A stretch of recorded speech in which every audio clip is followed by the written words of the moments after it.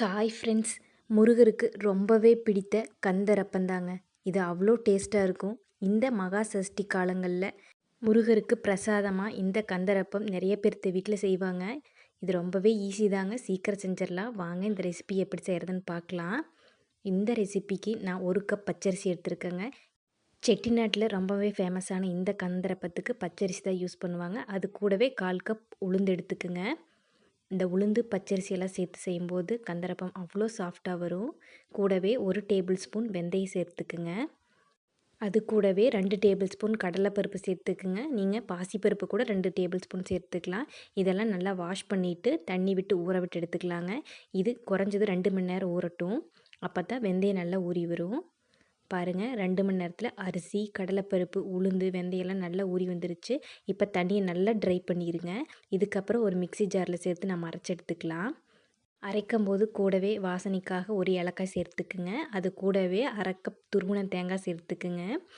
நீங்கள் 1 கப் பச்சரிசி எடுத்தால் 1/2 கப் துருவின தேங்காய் சேர்த்துக்குங்க. இதெல்லாம் சேர்த்து ஃபஸ்ட்டு தண்ணி விடாமல் குறன்னு அரைச்சி எடுத்துக்கலாங்க. பாருங்கள், இந்த மாதிரி அரைச்சி எடுத்துக்குங்க. தண்ணி அதிகமாக விட்டுறாதீங்க. ஃபஸ்ட்டு இந்த மாதிரி அரைச்சி எடுத்ததுக்கப்புறம் 1 கப் பச்சரிசிக்கு 3/4 கப் துருவின வெல்லம் எடுத்துருக்கேங்க. உங்களுக்கு சுகர் அதிகமாக வேணும்னா இன்னும் ஒரு 1/4 கப்பும் கூட சேர்த்துக்கலாம். கொஞ்சமாக தண்ணி விட்டு நல்லா மைய அரைச்சி எடுத்துகிட்டு வந்துடுங்க.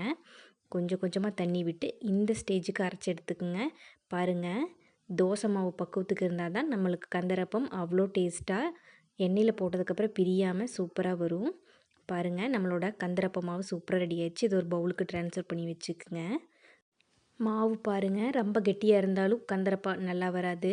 அதே சமயம் அதிகமாக தண்ணி இருந்தாலும் எண்ணெயில் போட்டால் பிரிஞ்சு போயிடும். இந்த ஸ்டேஜுக்கு நீங்கள் அரைச்சி எடுத்தால் தான் உங்களுக்கு சூப்பரான கந்தரப்பம் ரெடியாகி வரும். இது மிதமான சூட்டில் இருக்கிற எண்ணெயில் பொரிச்சு எடுத்துக்கலாங்க. எண்ணெய் கண்டிப்பாக மிதமான சூட்டில் இருக்கணும். அதிகமான சூட்டில் இருந்தால் கரிஞ்சு போயிடும். அதுக்கப்புறம் உள்ளே வேகாது. பாருங்கள் எப்படி உப்பி வருதுன்னு. நீங்கள் கரெக்டாக மாவு அரைச்சிருந்தீங்கன்னா இந்த மாதிரி எண்ணெயில் பூரி மாதிரி உப்பி வருங்க.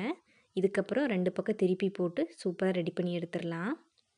பாருங்கள் எவ்வளோ சூப்பராக ரெடி ஆகிட்டுருக்குன்னு.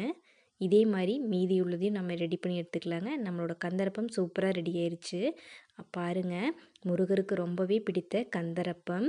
இது மகா கந்த சஷ்டி காலங்களில் 7 நாள் நடக்கும். அதில் ஒரு நாள் நீங்கள் நெய்வேத்தியமாக செய்யுங்க. அதுக்கப்புறம் வைகாசி விசாகமெல்லாம் முருகருக்கு விசேஷமான நாட்கள்லையும் இது செய்யலாம்.